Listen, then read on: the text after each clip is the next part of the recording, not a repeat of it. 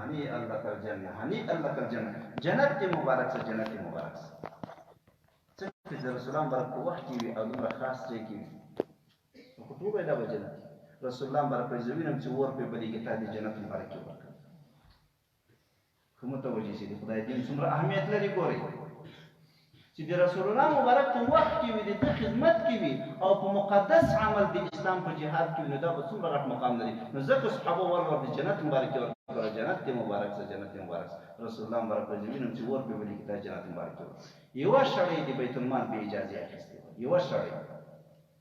دا ټول تفصیلي کړي دی ښه متوجه سه انسان باید غافل نه شي یوه شړۍ بې اجازې اخیستې وه صحابه پاک خلک وو چا یوه تسمه د څپلۍ وړې وه یا دوه تسمې په منډو یې راوړل رسول الله مبارک چې رسول الله مبارک ما سره دا یوه تسمه وه یا دوه تسمې رسول الله مبارک که یوه تسمه ده که دوه تسمې دا له لار به ور نه ځي دوزخ ته به ورباندې ځي حدیث مبارک راځي یو نفر به فی سبیل الله وي د الله په لاره کې به وتلی وي فی سبیل الله مصداق مجاهد طالب العلم او حاجي درې واړه راځي ببر سر به وي دا معنی دومره مسکین وي چې د سر د منځلو شی نه لري د دې معنا دا ده چې څنګه خدای ته خوله پورته کړي باید خدای ورته قبول کړي خدای به سوال کوي یا رب یا رب یا رب هلته خوراک حرام چکاک حرام لباس حرام فانا یستجاب لذلک چېرته به ورته قبول شي متوجه شئ دې ته باید موږ تاسو متوجه شئ خدای چې پیدا کړو خدای چې هستی راکړه الله تعالی دومره کمال دغه انسان ته ورکړي چې عاقل انسان سرپرست د ټولو شیانو جوړ کړ خدای د عمر مسؤلیت موږ ته متوجه کړي دین ته به متوجه کېږي رسول الله مبارک ته څومره خفه کېږي په موږ سره الله رسول علیه السلام ته د ضرر رسولو نه موږ تاسې خدای منې کړي یو رسول الله مبارک ته چې دومره ضرر په ګناه د امت ته په بل هېڅ شي باندې نشته ځکه دی په خپل تکلیف باندې نه و په خپل زحمت باندې نه و د دین په رسولو کې دی ډېر مبارک غمجنېده چې چا به نه ورسره منله په دې ترې ډېر غمجن د الله داسې بندګان سته ګوري د الله داسې اولیاء سته ګوري داسې بزرګان سته ګوري ښه متوجه اوسئ ګټه په لاس راوړئ بیادبي مه کوئ د خدای دوستانو سره سعدي شیرازي رحمه الله چونکې غټ ولی الله او سیاستمدار د زمانې تېر شوی ده اشرف علي تانوي رحمة الله علیه چې ده بیتونه ویلي ډېر تعجب به یې کولی سبحان الله د مسجد امام خو دومره په سیاست پوه شخصیت سعدي شیرازي صاحب وایي هغه څوک چې ته خدای ته پرې رسېږې ته الله ته پرې رسېږې ګوره هغه پټ دي د ټولو نیکانو د ټولو اولیاو سره ښه ګزاره کوه ته به الله ته ورسېږې بیا یې مثال ورکوي یو شهزاده نه د پاچا د زوی د یو قیمتي غمی په توره شپه کې په تیږو کې ورک شي چې ورک شي نو دا پلار یې تجربه کار ورته چې زویه ناامیده کېږه مه شپه اخر سبا کېږي تا غمی د دې تیږو وتلی نه ده اخر به په لاس درسي دا معنی چې الله ته پرې رسېږي چې ګرځه ګوره متوجه اوسېږه د الله د دوستانو سره ښکار وساته طالب به بزرګ وي استاد به بزرګ وي استاد درس وایي طالب ته جامع ورته تدریسوي خو کله قضایي کوي شاګرد خو د دې وجې نه چې بېادبي رانیسي استاد ته نه وایي چې استاده ته سبقونه ولې راته قضا کوي لري ده مراقب رسول ده رسول الله مبارک دی علیه ذکر سبحان الله هلته استاد الله پوی کړی ده چې شاګرد خو د رسول الله اسلام ته عریضه وکړه راغی کتاب یې په څنګ کې د استاد داسې غمجن ده چې خبرې له دې نه وځي خپل شاګرد ته وایي وایي نو سړی رسول الله مبارک ته عریضه کوي خو ما ته به دې ویلي رسول الله اسلام ته دې څنګه عریضه کوي الله غټ جوهر انسان ته ورکوه فی انفسکم افلا تبصرون خو چې د خپل عمر ځای دی خلیفه سید درغندي رحمت الله علیه به ویلي وایي هر انسان کې دا استعداد خدای ایښی که د خپل عمر ځای نه کړي به بزرګ د دنیا تېرېږي خپل استعدادونه هم ځای کړي وخت هم ځای کړی وظیفې ولې نه کوې خلاصېږي خو نه خلاصېږي ځان ته ورپام نه دی زه څه وایم دا وایم چې یاره خپل ځان ته سوچ پیدا وکړم نه خلاصېږم ګوره قیامت کې به دې دغه غټ افسوس وي خدایه زه خو نه وم خلاص څه شي نه وي خلاص ولا له چکره نه وم خلاص ولا له دنیا نه وم خلاص ولا له کاروباره نه وم خلاص ولا له دوکانداري نه وم خلاص ولا مجلسونه وو بس چایونه به م چکل شنه چایونه به م راته پخ کړي وو دې نه وکړه څه شي ته نه وي خلاص خدایه تا ته نه وم خلاص ټول وخت په دې شیانو ځای کې چای ته وخت لرو ډوډۍ ته وخت لرو چکر ته وخت لرو مجلس ته وخت لرو خوب ته وخت لرو هر شي ته وخت لرو خو نیم ساعت چې د خپل زړه مراقبه وکړو او خدای داسې حاضر و ناظر وګڼو چې د ما د زړه نه ما ته خدای رانږدې ده نحن اقرب الیه من حبل الورید الله په مابین د بنده او د قلب کې حائل ګرځېږي الله موږ ته دومره رانږدې ده خو کیفیت یې الله ته معلوم ده پرې موږ تصور نه کوو نبي صادق وایي یار من نزدیک به من از من یار من نزدیک به من از من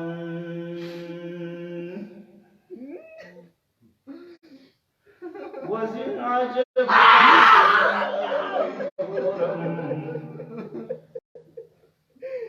وزن عجب ترک من از وی دورم الله ما ته د مرګ زړونه رانږدې ده خو افسوس خبره ده چې موږ نه خدای لرو نیم ساعت د خدای ذکر نشو کولی نیم ساعت الله ته نشو متوجه کېدلی نیم ساعت خپله مراقبه نشو کولی او د خدای پیغمبر حنظله صاحب ته څه وایي ولکن ساعتا و ساعتا ای حنظله که همیشه د خدای ذکر وکړي همیشه د خدای سره تعلق دی ملائکې به په چای کې ستړي مسې درسره کوي خو که دا نشي کولی افغان به دومره وکړه چې یو ساعت داسې مراقبه برابره کړه داسې خدای ته متوجه شه لکه جنت او دوزخ چې په سترګو باندې ټولې وروڼو د افسوس حالت ده واپس خلیفه مبارک رحمت الله علیه د حضرت مبارک خلیفه ورته به ویل وایي موږ به چې دا چای او ډوډۍ خوړل داسې به م خوړل لکه یو غل چې غلا کوي یو زر زر خلاص و چې د خدای له ذکر او عبادت او د خدای له د دین له درس او تدریس مې ونه غورځوي نو موږ ټول شیان ته وخت ورکړو الله ته وخت نه ورکړو افسوس د الله د اولیاءو په مجلس باندې خلک کوم مقام ته رسېږي وخت باید ورته ورکړو سادي صاحب څه ورته وایي غمی دې له دې تیږو نه وتلی نه ده خو ګوره نه امیده کېږم متوجه اوسېږه چې خدای ته ورسېږي خلیفه سید امیر صاحب مبارک رحمت الله تعالی علیه یو لوی ولي الله تېر شوی هیلوګر دا مبارک په یو وخت کې ډېر مشهور غل و پهلوان و صحابه کرام به شپېته کاله به یې په کفر کې تېر کړي وو او یا کله به په کفر کې تېر کړي وو خو د رښتیا لاس به رسول الله مبارک ته ورکړ د رښتیا بیعت به د رسول الله اسلام سره وکړو د رښتیا توبه به یې وستله خدای دومره مقام ورته ورکړ پس د دوی نه چې څومره لوی ولي الله د ادنا صحابي مرتبې ته رسېدلی هغه وخت به یې نه که ضایع هغه عمر به چې لږ په لاس ورغی دا به یې ضایع نه کړ خدای ته به متوجه وي دین ته به متوجه وي د اخلاص عمل ته به متوجه وي ځانونه به غټ نه ورته ښکاره کېدل فقیران و ملنګان د خدای به ورته ښکاره کېدل عمر صاحب وایي زه په دې خوشحاله یم بخاري حدیث دی چې کفاف له خدای سره خلاص سر په سر نه خدای عذاب راکړي نه خدای ثواب خدای ته خو امید و خو ځان کم ورته ښکاره کړي توجه شي خلیفه سید امیر صاحب مبارک رحمت الله تعالی علیه دا مې وخت ډېر مشهور پهلوان ده او د پهلواني قصې به یې زموږ خلیفه سید درغندي رحمه الله کوله و یو وخت کې خرکار راغلی و انګور یې راوړي وو خوا به د خرکاران په کلو باندې ګرځېدل انګور یې راوړي وو زورې یې ډکه ده دی ورته وایي چې د انګور ماته راکړه هغه یې نه ورکوي ده ته قار ورغی دا زورې په یو څنګ کې ونیوله خر یې په بل څنګ کې ونیو بام ته وخېژول داسې مشهور پهلوان دا خرکار ورته وایي چې دا زولۍ او خر مې راکړه انګور دې ټول دې تای خو ګورې الله ته متوجه شي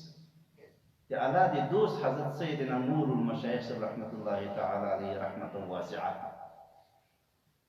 چې اوله قرباني په افغانستان کې بلکې په ټوله دنیا کې فاروقي خاندان ورکړی نور المشایخ چې زیارت مبارک کړی قلعه جواد شریف ډېر لوی ولی الله ترسره ډېر لوی شان الله ورکړی خلیفه سے مبارک رحمت الله علیه به ویلي 12 کاله په لټه قلبي کې تیر کړي باور وظیفه کې ولی داسې نه چې وخت یې ضایع کاوه یو بل خلیفه سے مبارک خلیفه الله سے ویلي چې 9 کاله که 9 کاله یو سپین ږیری عالم ورته ویلي وو د ما په دې علم د استماختن په اوداسې دې سار نه وکړی دا په بحث را پاتې ده چې انسان کومه هستي ده په دې خپل ځان کې سوچ کول پکار ده مجدد صاحب رحمت الله علیه ته څوک خط را لېږي وایي داسې مقام ته رسېدل چې په جهاد سترو کې کښېني وینم په شپږو طرفونو کې داسې حالات ته متوجه وي څوک چې چا سره محبت ولري خپل محبوب ویني بل شی بیا نه ویني که دې نه پورته بل مقام یې زه به درس نه کوم دا اخري مقام یې دې ته خو رسېدلی یم مجدد صاحب مبارک ورته لیکي تر اوسه د لطفې قلبي درېیمه سلسله ته نه ده رسولی الله اخر نه لري الله ته رسېدل اخر نه لري کوشش باید وکړو وخت باید ورکړو نو خلیفه سید امیر مبارک دا حضرت نور مشایخ صاحب ته راغی رحمت الله تعالی علیه ورته راغی ده به ډېره قوي چرس هم څه کول بسته ګوډی به یې درلود دا یې ورته کېښوده او ورته ویل چې نور مشایخ صاحب مرید مې کړه خو سم د رښتیا مرید مې کړه بس د هر څه نه مې توبه دا چې کله مرید شو یو وخت کې سره هند شریف کې مجدد صاحب رحمت الله تعالی زیارت ته نور مشایخ صاحب هم لاړ دی هلته زیارت مبارک کې مراقبه دي چې ګوري خلیفه سید امیر صاحب مبارک یو سوی اواز چکس نور مشایخ صاحب رحمت الله علیه پوښتنه ورنه وکړه ولې داسې ناقراره یې وایي صاحب ما چې د هر چا سره څومره زیاتی کړی و څومره ظلم مې کړی و څومره غلا مې کړی و ټولو ته ورغلم بیا مې بخشش راخیستې مې عوض ورته ورکړ ما ځان نه ټولو نه خلاص کړ خو یو نفر زرندې ته یې غنم راوړي وو هغه نفر ما پیدا نه کړو چې هر څومره مقامات مې پورته کېږي بېرته په مابین کې هغه راسې ما ته یو درد پیدا کېږي ګورې د بنده حق په ځان مه پرېږدئ د بنده حق په دنیا کې ادا کړئ بنده مه خفه کوه خدای دې نه بخي چې بنده دې ونه بخي که دې غیبت کړی ده که دې مال خوړل ده که دې تهمت کړی ده که دې کنځا ورته کوي که دې عزت یې کړی ده که دې مال خوړل ده که دې مځکه خوړل دنیا کې ځان خلاص کړه آخرت کې که دا ټوله دنیا او څه چې په دنیا کې ټول دي تا یې دا به خدای ته ورکوي چې خدای د دوزخ نه خلاص دی بیا دې ګوره هلته بیا نه قبلېږي اوس ځان آزاد کړه دا د اولیاو برکت وایي ټول حقوق مې ورته ورسول خو یو نفر چې زرندې ته یې غنم راوړي دا ما ته اخیستي وو په زور آن پیدا نه کړو اوس مقامات نه پورته کېږي ګوره خدای ته انسان بیا نه رسېږي نور مشایخ صاحب رحمت الله علیه وایي ځان پرې پوه نه کړي یو وخت کې ګوري کابل ته راغله چې کابل ته راغله نور مشایخ صاحب رحمت الله علیه هم ناسته او دا خلیفه سید امیر صاحب مبارک هم ناسته یو سپین ږیری سړی په لکړه باندې راغی نو ده مبارک ویل په فراست باطني سره یې وپېژانده چې دا هغه سړی ده چې خلیفه سید امیر صاحب چې ګرځي ځکه دا حدیث کې ثابت دی اتقوا فراست المؤمن فانه ينظر بنور الله ترمذي شریف حدیث ده هلته حاشیه ورسره ذکر کوي ظاهري معنی یې دا ده چې کش په دې مؤمن ته وررسي په نور د الله سره ګوري په فراست باطني د هغه سړی وایي پوښتنه یې ورنه شروع کړه نور مشایخ صاحب مبارک وایي کاکا ښه یې ده به هغه دی جم د نور مشایخ صاحب مبارک کوله کاکا ښه یې وایي وصیب ښه جوړ یې وصیب له کومه راغلې له شلګره شلګر له کوم ځای نه د کادو کلی دی ښه کاکا قصې وکړه کوم وخت خو به غلي و ډاکې نه در باندې پېښ شي او یو وخت کې پلانې خېل و داسې غلا رانه وکړو داسې وسو داسې وسو دا قصه اوس دنه یې راغله ښه کاکا ته سوچ وکړه فکر وکړه بل وخت خو به داسې مشکل نه یې درته پېښ شوی او یو وخت کې سید امیر یې کوو دا ور یاده شوه دا یې ناسته خو پېژني نه سره دغه ډېر ځورولی ښه کاکا که هغه نفر پیدا شي ته بخشش ورته وکړي صاحب ډېر یې ځورولی زرندې ته مې غنم راوړي وو، هغه رانه اخیستې ویلی یم یم څو ورځې ما بچیانو ته درویزه کړې ده، سوال مې کړی ده. وایي ښه کاکا که د هغه وخت څو چنده عوض درکړي ته به بخشش ورته وکړي. دی ورته وایي ځورولی ډېر و خو د تاسې په سترګو به یې ورته وکړي. نو خلیفه سید مبارک رحمت الله علیه ویلي چې خلیفه سید امیر صاحب د لاس نه ونیو چې ورکړه نو دومره شی ورته ورکړه. نو ده به ویلي چې قربان مې د داسې مشایخو کې چې دنیا او د آخرت له غمو دې خلاص او اولیاو د الله سره تعلق د خدای مخلوق له الله سره وصل کوي. وخت باید ورته ورکړو، دا باید ونه وایو چې موږ ورا نه خلاصېږو. ټولې قیامت کې به هم افسوس وي. ځانونه داسې اشخاص جوړ کړي چې د الله خوښ سو، الله هم داسې اشخاص جوړ کړي. عبدالرحمن بابا صاحب څه وایي؟ وایي که زما مینه په تا دا خطا نه ده، که زما مینه په تا دا خطا نه ده، او که مې مینه په بل چا ده روانه ده. الله که د تا سره مې تعلق د دې کې خطا سوی نه یم، او که د بل چا سره تعلق ساتم دا مې ماته روانه ده. فراره روان ده چې عبدالرحمن بابا صاحب د کومه راغله؟ وایي خبر نه یم چې راوستم له کومه، خبر نه یم چې راوستم له کومه، او کوم خواته مې بیایي خبر نه یم. دې ته فناء الله وایي، دې ته د الله سره کامل محبت وایي چې په زړه د زړه په پردو کې د الله سره محبت. رسول الله مبارک څه وایي صلی الله علیه وسلم؟ که ما خلیل نیولی بې د الله نه، ما به ابوبکر خلیل نیولی و. خلیل چا ته وایي چې د زړه په پردو کې اننه د عشق او د محبت ځای ورکړي. تاسې صاحب خلیل الله ده، یعنې زه د الله خلیل یم، د ما د زړه په پردو کې د الله سره محبت ده. خو د اسلام دوستي محبت ستا ابوبکر صدیق صاحب پیګرام و، خو د الله په خاطر پیګرام و. اصل د الله محبت ښایست نه و، قومیت نه و، دنیا پرستی نه وه، تجارتي معاملات نه و، زړه کې د خدای سره محبت و. صدیق اکبر صاحب د خدای په خاطر پیګرام، ځکه هغه هم د الله دوست و، د رئیس الصدیقین و. بیا به انسان نو ورونو الله راته وایي وفي انفسکم افلا تبصرون، په ځانو کې تاسې نه ګورئ چې څومره لویه هستي مې پیدا کړې.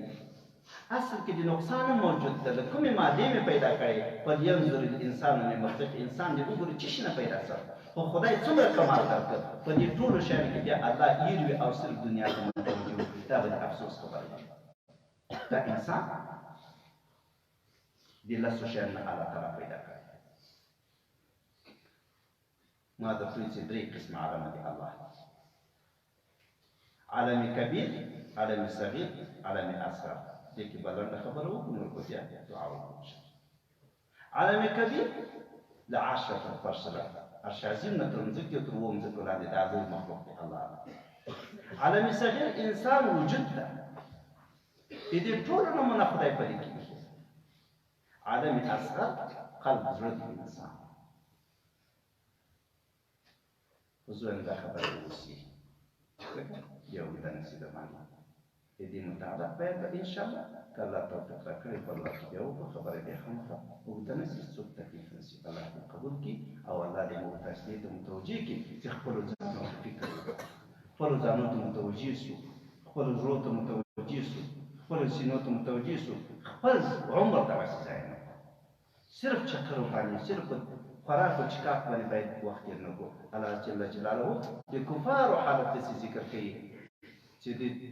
داسې خوراک کوي لکه چارپایان چې خوراک. څنګه لکه چارپایان داسې خوراک؟ اخرو باندې خوراک نه کوي، دا معنا په خوراک و چکاک کې هېڅ هدف نه لري، فقط ګېډه مړول دي. نه، مسلمان باید چې خوراک و چکاک کوي به یې نیت وکړي چې زه په دې باندې خدای عبادت وکړم، زه د الله دوست جوړ شم، زه ذکر وکړم، زه مطالعه وکړم، زه کتاب وګورم، که تجارت کوو حلال تجارت پې وکړم،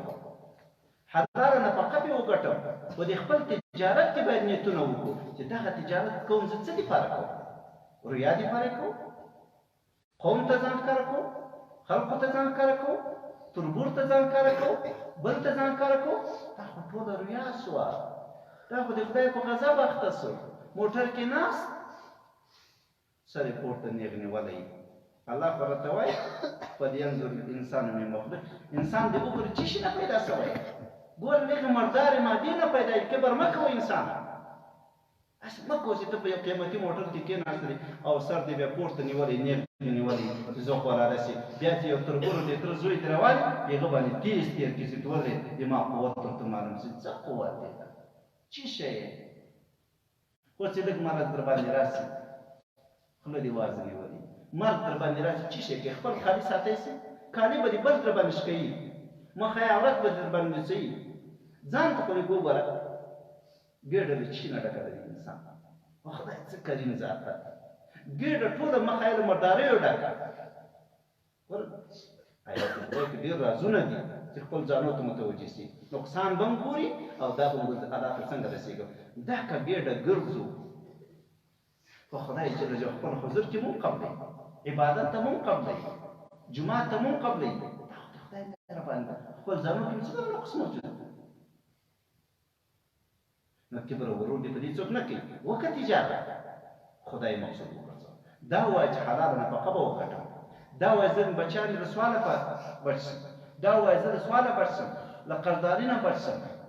یو مسلمان سره به کومک وکړم یو مدرسې سره به کومک وکړم یو طالب العلم سره به کومک وکړم یو مجاهد سره به کومک وکړم یو امسایه سره به کومک وکړم یو مسکین سره به کومک وکړم یو خپلوانو سره به کومک وکړم چې څومره نیتونه ډېر کوي دومره ثوابونه دي انما الاعمال بالنیات امام بخاري صاحب رحمة الله علیه اول دا حدیث مبارک په کتاب کې راوړی ځکه هر عمل ته نیت پورې تعلق لري که نیت دې د الله رضا بس ته قبول ده او که نیت دې الله رضا نه ده ثوابونه یې دومره زیات دي جمعات ته چې راځي یې جمع نیت کوي ډېر ښه نیت ده خو لږ نیتونه نور هم سره زیات ده کتابونه صراحتا دلته حدیث په تشریح کې وایي چې جمعات ته راځي دا نیتونه وکړه چې کېدای شي هلته یو مسلمان مریض وي زه دې پوښتنه وکړم چې خدای په رحمت کې پټ شي جنت مبارکي ملایکې درکوي تر څو چې خپل کور ته رسېږي د جنت د میوو په شکولو کې دا نیت هم وکړه زه به د امسایه پوښتنه وکړم دا نیت هم وکړه چې زه به د مسلمانانو سره ډېر سلامونه به ورته واچوم په یو وارې السلام علیکم کې لس نیکۍ صحابي راغی وایي السلام علیکم رسول الله مبارک عشر لس نیکۍ وګټه بل راغی السلام علیکم ورحمة الله رسول الله صلی الله علیه وسلم شل نیکۍ وګټه بل نفر راغی السلام علیکم ورحمة الله وبرکاته رسول الله مبارک 10 نیکۍ وګټه نو که تا ته چې 10 روپۍ په یو ځای باندې په یو نفر باندې مفتي راځي مفتي تکلیف هم نه تیری څومره به ځای ته منډې ووایي خدای درته مفت د جنت انعامات درته درکوي خو سړی باید نیت وکړي چې څومره نیتونه کوي دومره د ثوابونه زیاتېږي هغه تجارت کې کوي که په جمع کې کوي که په جومات کې کوي که په کلي کې کوي که په ولس کې کوي که په هر شي کې کوي خو مقصود د ټولو دا د ورونو اصلي هدف کې ماده ده چې انسان خدای غټه هستي پیدا کړې ده خو که خدای ته متوجه شي که خدای ته متوجه نه شي دا ټول عمر ضایع کېږي بیا چې قبر ته لاړ شي هلته به دې مړه شي ګېډه به هم شي سترګې به هم شي غوږونه به هم شي پزه به هم شي خوله به هم شي څه شی به د انسان وي خو که د خدای دوست وګرځي بیا به هلته قبر د دې لپاره باغچه له باغچو د جنت نه قبر ورته غږېږي حدیث مبارک کې راځي وایي که نیک عمله انسان یې قبر ورته وایي زما په شا تېرېدل زما ډېر ښه ایسېدلې راباندې ګران وي اوس چې ما ته په لاس څلو سره کوم د سترګو په دې د ورته خدای پاک ازاد کړي دا ازادي ورته الله ته راوستي او که بد عمله انسان یې قبر ورته وایي زما په شا ته تېرېدلې زما ډېر په دې ایسېدلې اوس چې ما ته په راس راغی ګوره تا سره څه کوم پیغمبر صلی الله علیه وسلم ګوتې په ګوتو کې ورکړي داسې وایي دا قبر به داسې داسې پوښتۍ به یو له بله سره نو الله مو د خدای ته متوجه الله هم دې دا زندګي داسې په غفلت نه راباندې تېروي او ګوري اوس د فتنو وخت ده